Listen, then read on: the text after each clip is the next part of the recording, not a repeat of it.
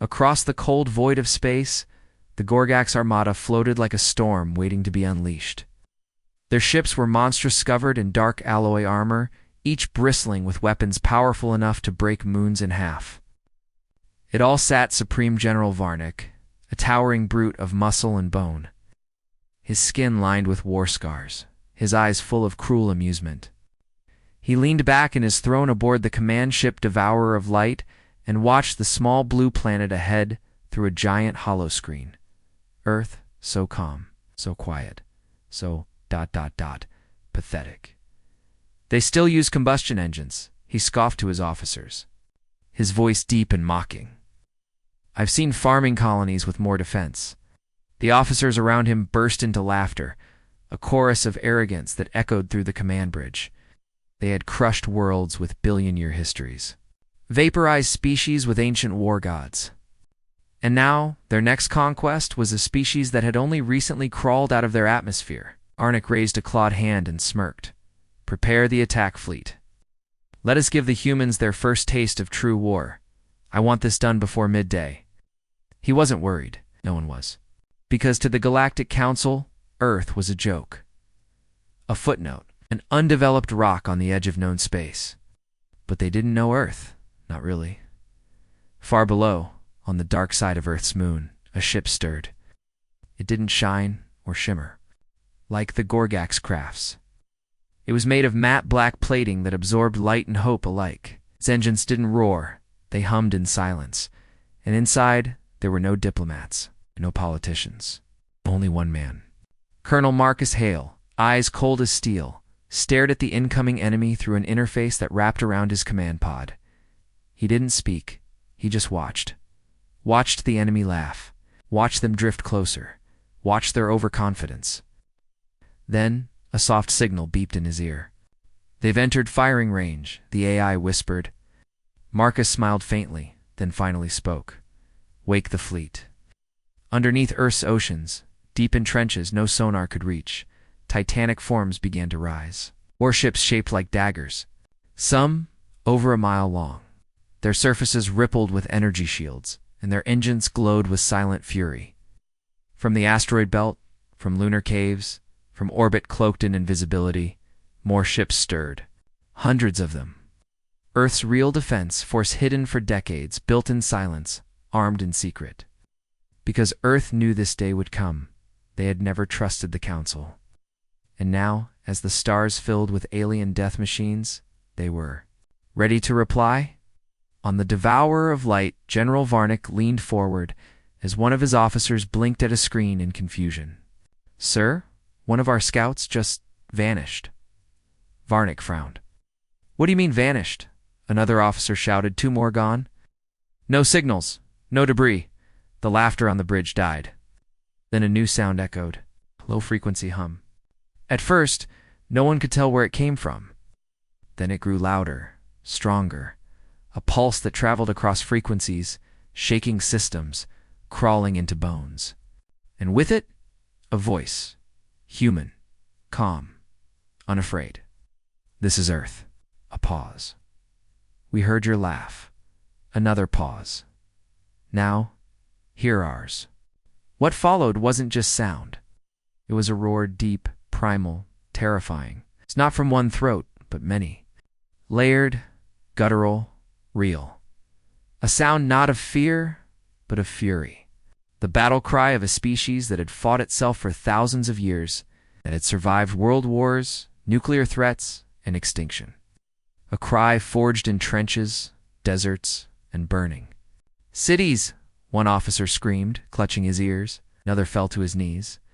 The Gorgax had conquered countless planets, but none had ever roared back like this. And then the attacks began. One Gorgax destroyer exploded without warning hit. By something too fast to track. Another lost power as nanites chewed through its systems, human warships uncloaked like wraiths. In the night surrounding the invaders, they didn't broadcast surrender. They didn't ask for mercy. They just struck, silent, precise. Brutal Varnick stood frozen, jaw clenched, his claws digging into the armrests of his throne. He looked at Earth again. The blue planet that was supposed to fall in ours, and for the first time in centuries, he felt something alien in his own chest. Fear, because Earth hadn't just prepared for war, Earth had been waiting for it. Gorgak's armada had never faced silence like this before, as their fleet spread across Earth's orbit like a shadow stretching over a wounded animal. Expected noise panic signals, diplomatic pleas, scrambled fighter squadrons. But Earth gave them nothing. No warnings, no resistance, not even a whisper across the stars. Supreme General Varnick stood at the center of his flagship's warbridge, eyes locked on the planet below. His officers around him were growing uneasy. Now, their earlier laughter fading into confused glances and nervous taps on glowing command panels. Varnick growled. Why aren't they screaming yet? He wasn't used to silence. In every war before, fear came first. Hails begging for mercy, ships trying to flee, governments offering surrender. But here, Earth remained still, like a beast holding its breath. Then it started. One of the Gorgak scout ships, Bloodstalker 91, blinked off the fleet's tracking network. No explosion, no warning, just gone. At first the officers assumed it was a glitch. They recalibrated sensors, ran diagnostics. But before the process finished, 2 more ships vanished. Void Per 77 and Razorhook 12. Again no trace, no wreckage, just sudden silence, like they'd been swallowed by the void itself. The bridge fell into tense, quiet as Varnick slowly turned toward his communications officer. Bring me visuals. Now, the officer's claws danced across the screen, sweat dripping from his scaled brow. A few moments later, a fuzzy image appeared on the holodisplay. It showed the last few seconds of Void Purser 77. From above, a shadow passed over the ship fast, massive, and completely silent. Then the video cut to static. The ship was just gone. What was that? Varnick asked through clenched teeth. No one answered below the Gorgak's fleet. Hidden in the dark layers of Earth's atmosphere, human vessels hung motionless like sharks beneath a boat. The Arclight Division, Earth's first orbital strike group, was finally unleashed. Oh, these weren't civilian ships or diplomatic vessels. They were silent hunters, black-armored and engine-muffled, designed not to be seen until it was too late. Captain Reyes, commander of the Earthship Vindicator, sat in a cockpit dimly lit by cold blue light. He stared at the enemy formations. Through a digital visor, heart steady, voice calm. Target locked, wait for my signal. Round him, across thousands of kilometers of space. Earth's fleet had formed into a circular wall of death, each ship cloaked and silent, waiting. Not out of fear, but out of strategy. Because humans didn't charge into war shouting, they moved like ghosts. When they struck, it was already too late to scream.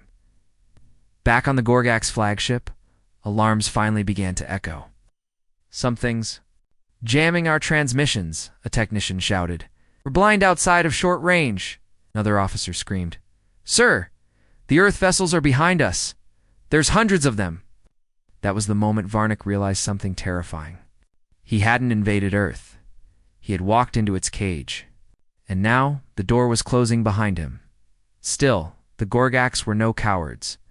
Their fleet was massive, and their weapons unmatched in raw power. Turn the fleet. Fire everything, Varnick roared, but the first volley never landed. It's because just as the alien ships turned to face the unseen threat, Earth's counterattack began. It started with light, sharp, blinding bursts across the void. Railgun slugs moving faster than sound, ripping through Gorgak's hulls like paper. Then came the swarm microfighters, launched from stealth carriers, each controlled by enhanced neural AI, darting through enemy shields like wasps. The aliens tried to respond, but the jammed systems, hacked interfaces, and fractured commands left them broken. They were prepared for resistance. Not this. Not coordinated, invisible death from every direction. Captain Reyes finally gave the order. Initiate Phase 2. No survivors. Across the comms, human voices calmly confirmed. Copy that. Weapons free.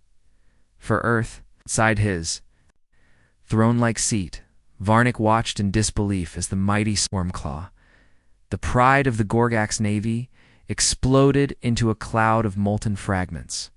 His officers screamed. Some ran, some froze. But Varnick just stood still, staring down at Earth, as if seeing the planet for the first time. This was not a primitive world. This was a planet forged by conflict. And now, that conflict had come. Home to the stars. And still, Earth had not spoken. Not once. Not a broadcast. Not a declaration. Just silence. But Varnick knew this was not the silence of fear. It was the silence before the roar. In the void where light itself seemed to vanish, the truth about Earth began to rise. The Gorgaks believed they had arrived at a primitive world, one that would cry, panic, and beg. But instead, they had stepped into a planet wrapped in darkness and planning. A place where history had been war, where peace was always temporary, where enemies were studied long before they ever knew a war had begun. For decades, Earth had played a dangerous game, pretending weakness while building strength in silence. Now, that silence was peeling away, as General Varnick watched one after another of his finest ships vanish into nothingness. He began to feel something unfamiliar. He was a monster, born of war, forged in fire and slaughter. But this wasn't war as he knew it. It was like being hunted. "Where are they?" he shouted, slamming his clawed fist into the holotable as Earth's system-wide jamming. Blinded his fleet. "Why can't we see them?" His officers couldn't answer. Their long-range scanners were dead, their formations falling apart, and their command lines collapsing under invisible strikes. Entire wings of destroyers went dark in minutes. No warnings. No escape. Just whispers over the coms. Whispers of ships that had no signal, no sound, no mercy. What the Gorgaks didn't know, what the entire Galactic Council had failed to discover, was that Earth never trusted them.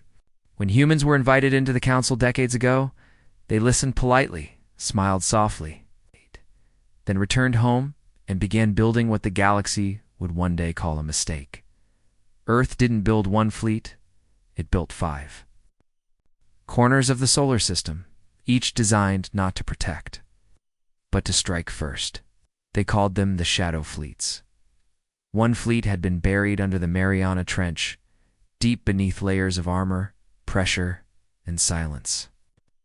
Its hangars stretched 4 kilometers beneath the seabed, holding thousands of drone bombers, railgun carriers, and elite boarding vessels. Another fleet had been disguised as mining operations in the asteroid belt, camouflaged in debris fields that could tear enemy ships apart if chased. Yet another was hidden in plain sight inside Earth's moon itself. The dark side had been turned into a massive black glass staging ground. Cold, silent, deadly. Colonel Marcus Hale stood aboard the flagship Phantom Saber, deep in Earth's stealth network. His face was calm, his voice steady. All shadow fleets confirmed in position. Outer net secured. Around him, officers with hard eyes and harder minds ran checks. "Gorgak's command in disarray," one of them said. "We have total orbital advantage." Marcus nodded. Time to show them what Earth really is. As if in answer, the darkness shifted.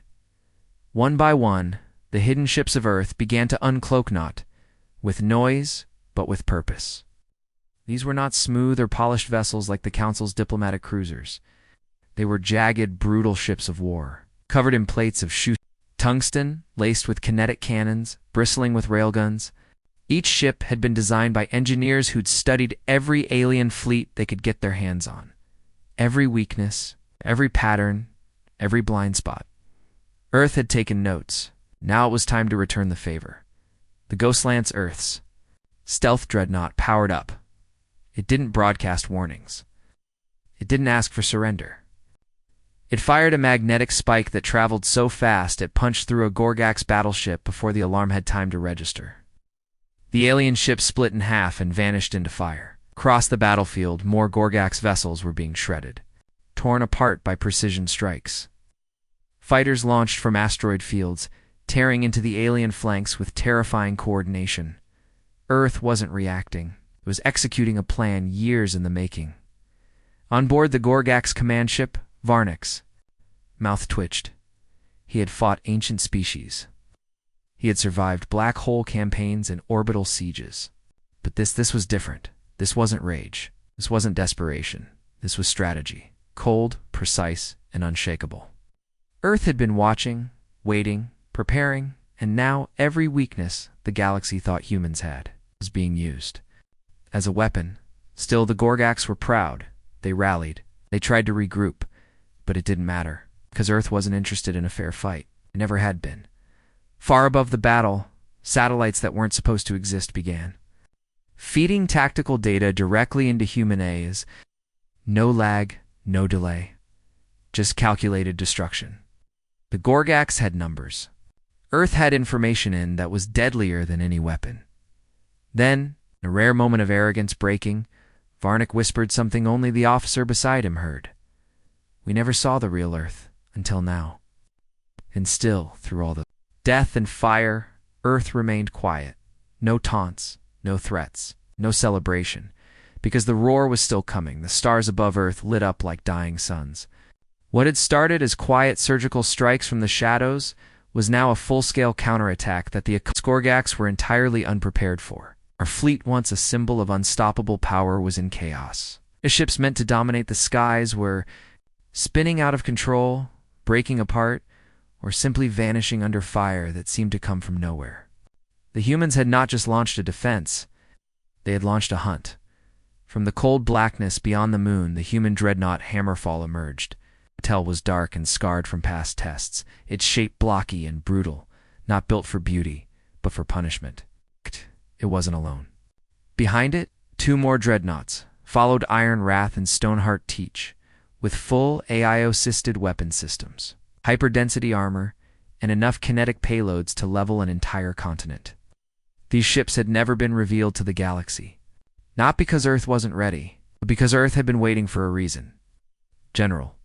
Varnick stood paralyzed on the bridge of the Devourer of Light as sensor reports screamed across his displays. Massive vessels detected, unknown class, incoming fire velocity unmatched. His eyes locked onto the shape of the Hammerfall, watching in disbelief as it launched a single spike-shaped projectile. No energy signature, no heat, just pure mass, magnetically launched at a speed faster than thought.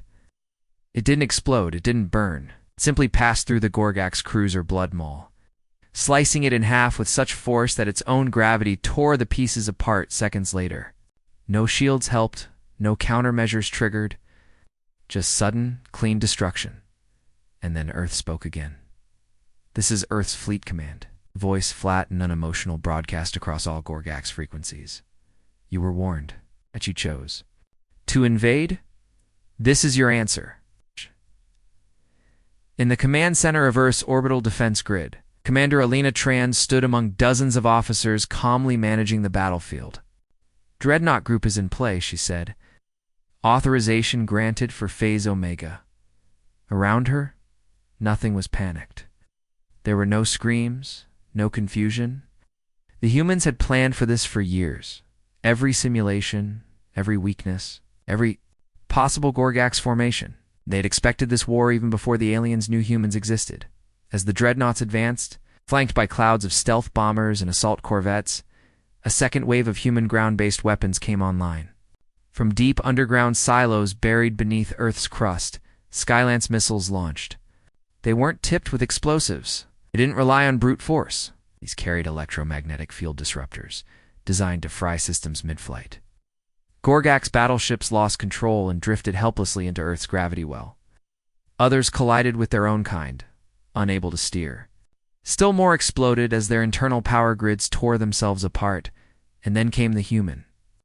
Boarding pods, small, jagged, and deadly, they slammed into the sides of Gorgak's ships like parasites. Within seconds, their doors exploded outward, and human shock troopers stormed in silent, fast, and terrifying. These weren't just soldiers. Were Earth's void Repper Special Forces bred and trained to fight in zero-G, in vacuum, in silence. They didn't speak, they didn't hesitate, they didn't leave survivors. Inside the carrier Riftclaw, Gorgak's warriors tried to regroup as emergency klaxons screamed. But the lights went red, the gravity failed, and then came the sound of boots, human boots, dozens of them. One of the alien soldiers, barely a youth, looked up just in time to see a black armored figure descending from a ceiling vent, blade in hand. No words, just a flash of steel, and silence again. General. Varnick couldn't believe it, slammed his fist into the table. We are the Gorgaks, have crushed ancient empires. How are they doing this? But there was no one left to answer him. Most of his command ships were out of contact. His fleet had no formation. His forces were blind, broken, and bleeding. And still, the humans weren't even trying to talk. They weren't asking for terms. They weren't broadcasting ultimatums. They were doing exactly what the Gorgaks always did. They were erasing the enemy. He looked again at Earth, the blue planet that had once seemed soft and backwards, and all he could see now was fire rising into the stars. Then, the human fleet unleashed its final message, 3 sharp pulses of radio static, followed by the phrase that would be remembered in Gorgak's legends forever: "This is our planet." Came laughing. "You'll leave screaming." But by then, most of them had already stopped laughing, and those who could still scream didn't have long. Deep inside the crippled remains of the Gorgak's command fleet, Supreme General Varnick paced the wrecked bridge of the Devourer of Light. Fires hissed along the edges of torn consoles. Broken screens flickered with static. The once proud warship groaned like a dying beast as repair drones tried desperately to seal hull fractures. Varnick's crimson eyes were bloodshot, his claws trembling not from weakness, but from rage. Around him, officers kept their heads low, terrified not of the enemy outside, but of the storm inside their own commander. This was supposed to be a demonstration, Varnick growled, voice hoarse. A message to the council. We were going to take this mud world in a day, rule it by nightfall. No one answered. No one dared. Because everything had collapsed faster than any of them imagined.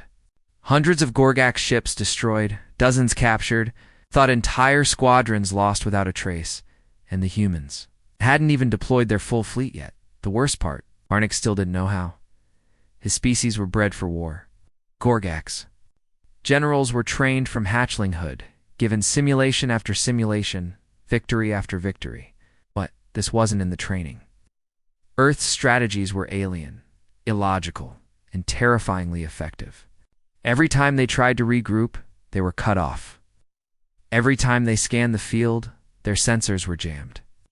Every time they fired, they hit empty space.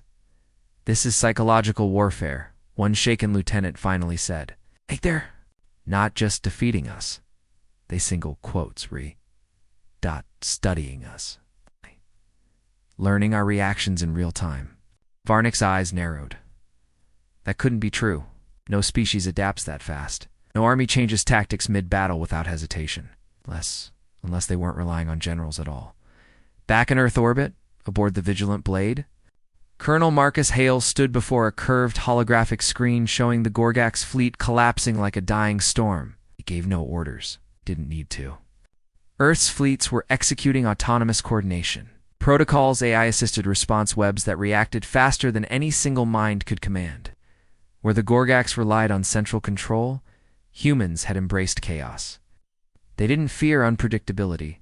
They engineered it. In the command bay, Commander Elena Tran observed the battle feed, her arms folded. Varnick underestimated Earth, she said flatly. And now he's watching his own teachings collapse. But the next step wouldn't be space strikes. It would be personal. High above the orbital wreckage, stealth insertion pods launched from human carriers. These weren't bombers or drones. They were quiet bullets of death, aimed directly at command-level targets. One of those pods slammed into the side of the Devourer of Light with a dull clang. Internal alarms shrieked. Gorgak soldiers scrambled. But they were too late. From the smoking hatch, 4 figures emerged, human special forces, clad in jet-black exosuits with matte plating that ate up light. No visible insignia, no sound. Just motion and precision. They moved like predators, gliding through the corridors, laying down suppressive fire with pulse rifles that barely made a whisper. Gorgak's warriors, huge, muscular, armed, fell in seconds. At the front of the squad, a soldier moved differently, taller, slower, more deliberate. He didn't fire often, he didn't need to. When he did, it was with brutal efficiency. One shot, one kill. Visor fed real-time data directly into his mind: enemy, heat signatures, wall density, threat priority. This was Captain Reese Calder, a legend in Earth's classified combat programs. The Gorgaks would learn his name too late. They reached the central command bridge within minutes. Explosives were placed, charges primed. They weren't here to fight a long battle. They were here to break something important. Inside the bridge, Varnick turned just in time to see his doors explode inward. Fire and smoke poured in, followed by shadows. One of his guards raised a blaster. He was dead before his finger touched the trigger.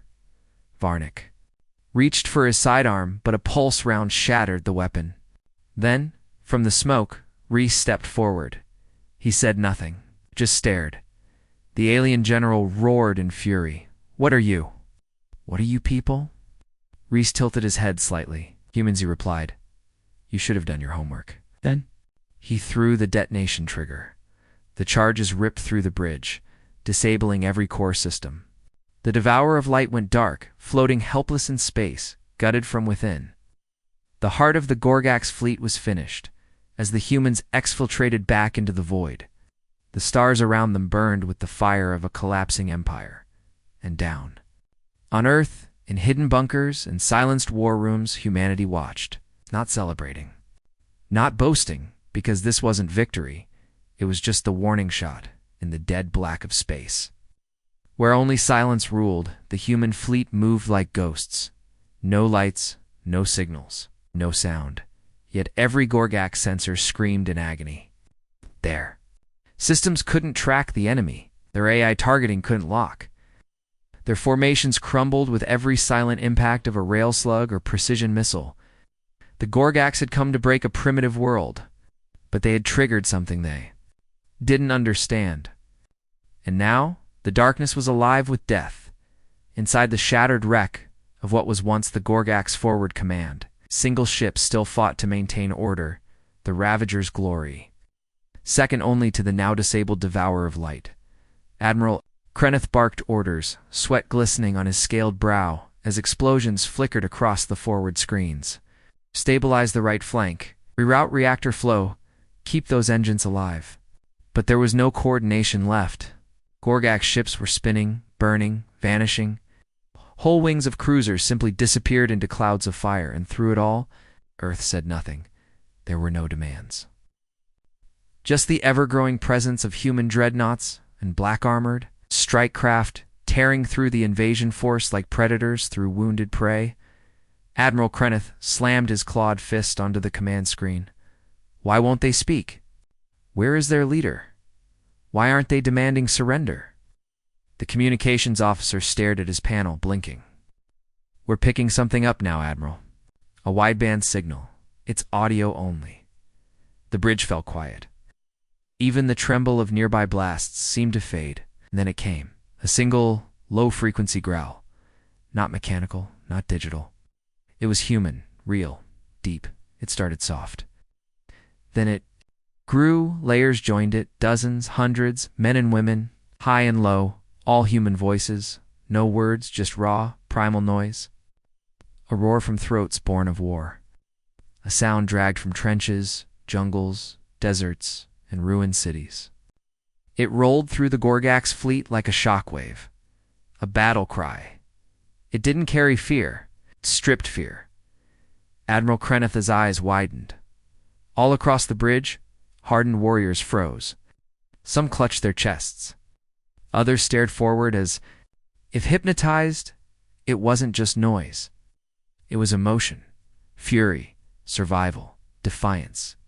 Humanity hadn't just evolved with war, it had been shaped by it, birthed in blood, molded in fire, and hardened by millennia of fighting its own kind before it ever looked to the stars. And now, that rage had a voice. And the galaxy would never forget it. On board the Earth's flagship Vigilant Blade, the signals. Origin pulsed from a deep command chamber. Engineers, commanders, soldiers all still, all silent, listening to the sound of their species unleashed. Colonel Marcus Hale stood in the center, hands behind his back, his voice calm. That was not for them. He looked at his officers. That was for us. Because Earth needed no introduction anymore. The roar had spoken. And now the war would be finished. Out in the stars, the Gorgax tried to recover, but discipline shattered. Ships broke formation and fled. Some fired blindly.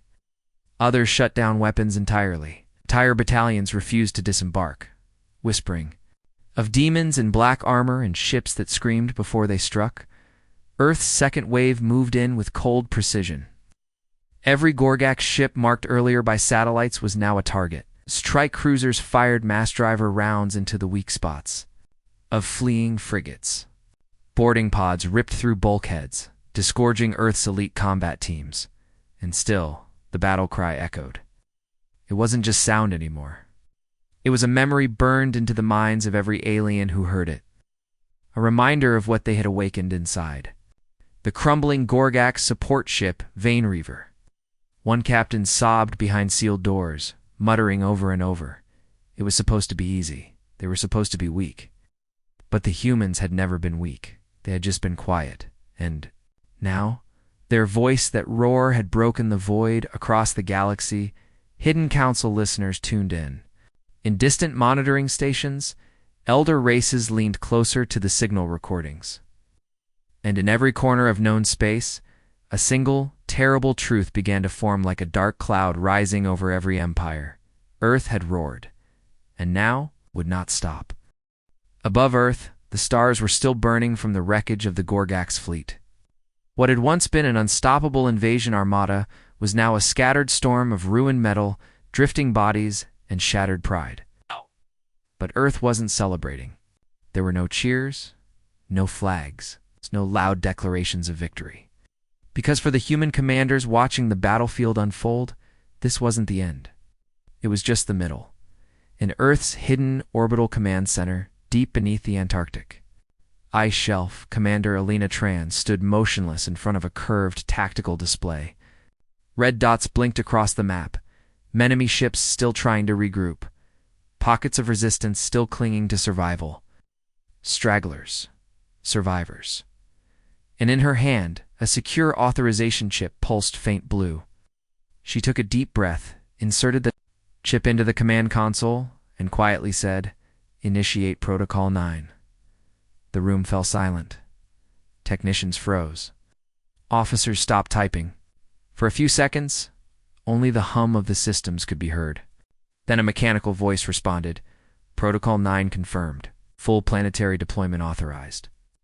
That sentence didn't just activate a strategy. It unleashed something that had been buried deep inside Earth's war doctrine system so dangerous. It was built in secret and buried under layers of government lies. Even most military commanders had only heard rumors of it. They called it Protocol 9, but to those who truly knew, it had another name, the Ender Path. Because it wasn't about defense anymore, it was about elimination. Across the solar system, dormant facilities woke up. In Mars orbit, hidden stations powered on and launched swarms of long-range AI-guided drones, each equipped with advanced threat mapping modules. Their job wasn't to shoot blindly. Their job was to study the enemy's ships, learn their tactics, and adapt mid-fight. These drones didn't fire until they were certain of a kill. When they did, the targets had no chance. On Earth's moon, massive silos opened, releasing experimental stealth bombers that had never been tested in real combat, built without cockpits. Operated by neural networks, invisible to most known radar. Systems. They moved like shadows between stars. Fast, quiet, merciless. Meanwhile, Earth's most dangerous AI project, Harrow, came online. Locked behind 17 layers of encryption. It had been designed not to protect humanity, but to ensure its enemies never returned. As soon as Protocol 9 activated, Harrow scanned the battlefield, reviewed all patterns from the Gorgax fleet, and began predicting their next 1,000 movements. Fed that data into every active human warship in real time. Missiles stopped missing. Railgun shots found weak spots no one even knew existed. And Earth's fleet became something worse than deadly. Became perfect. On board the Gorgak's remnants, panic took hold. Ships tried to scatter in all directions. Escape vectors lit up like fireworks. But Harrow saw them all. Every course. Every thruster burst. Every fake maneuver and responded. One by one, the fleeing ships were cut down, not with overkill. No. With anger, but with surgical calm, on board the Earth dreadnought Hammerfall. Colonel Marcus Hale watched the system light up with kill confirmations. His voice was cold and flat. This isn't war anymore. This is cleansing. Elsewhere, Earth's Black Ops units launched Phase 2 of the protocol. Not just taking enemy ships, but boarding them, planting trace drones, and letting them go so. Earth's AI could track where they fled, because this wasn't just about the Gorgak's fleet. This was about the empire behind it. The real power. The ones who had laughed at Earth, and Earth wanted them to know what was coming.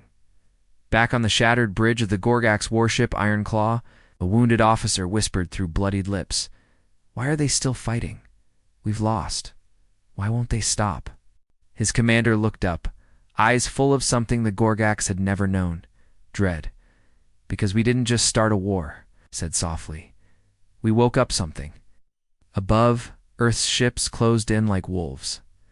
They moved in silence. Number. Gloating. No mercy. Just quiet execution of Protocol 9, and across every listening post in the galaxy. Signal repeated again and again, unstoppable now. A voice not angry, not loud but steady. "Earth acknowledges your invasion. You will not receive another warning." Now the galaxy would. Understand? Earth wasn't peaceful. It was patient. And now that patience had ended, the last Gorgak's fleet arrived at the edge of Earth's orbit, more massive than any wave before it. Thousands of ships of Final Strike Force pulled from distant systems, brought together in desperation. War carriers. Bioarmored leviathans that had turned other civilizations into ash. The Gorgak's empire had never needed all this to conquer a single world. But Earth had changed the equation. And now the aliens came not to conquer, but to survive what was coming. High above the planet, where wreckage drifted like dead stars, the human fleet stood waiting. Silent, still, but not idle. Their ships, scarred but standing, glowed with cold blue light. Drones buzzed through the shadows. Rail cannons spun quietly. Boarding pods locked into launch tubes. Protocol 9 was still active, and Earth had no intention of turning it off. On board the Gorgak's command carrier Thronebreaker, Supreme General Varnick limped onto the bridge, his armor fractured, his pride shattered, but his hatred still burning. He had survived Earth's first wave of retaliation. Barely. Now he stood among thousands of reinforcements, ready to finish what he started. "They've bled," he growled to his commanders, "but they haven't broken. This ends now." And then Earth roared again. The transmission hit every frequency at once. It wasn't music. It wasn't words. It was that same monstrous, primal battle cry.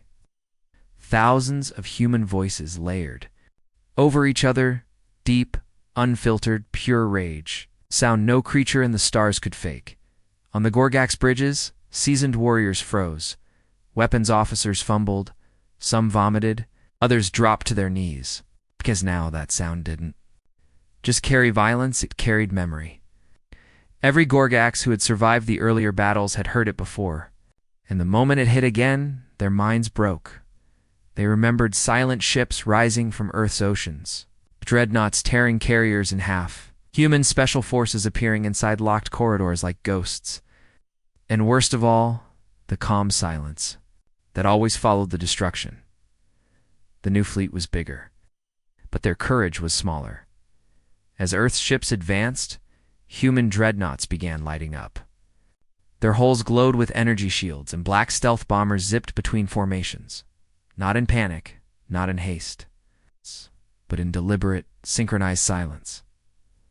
On the command deck of the Earth Dreadnought Vigilant Blade, Colonel Marcus Hale stood tall, watching.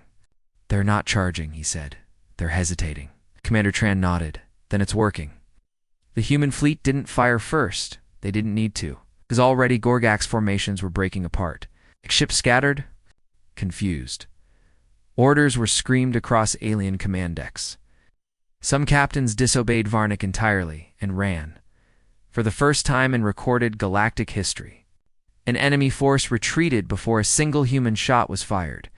But Earth wasn't merciful. Not today. Colonel Hale spoke into his comms.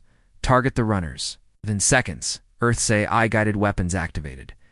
Long-range kinetic slugs ripped into the backs of fleeing ships. EMP missiles disabled escape pods. Stealth drones latched onto enemy hulls, drilling inside and detonating deep within. Above it all, Project Harrow watched, silently predicting, adjusting, learning. Every ship that fled only exposed more data, and the more Earth saw, the deadlier it became. Varnick stood frozen as the ships around him turned and ran. His second-in-command shouted, "They're abandoning the formation."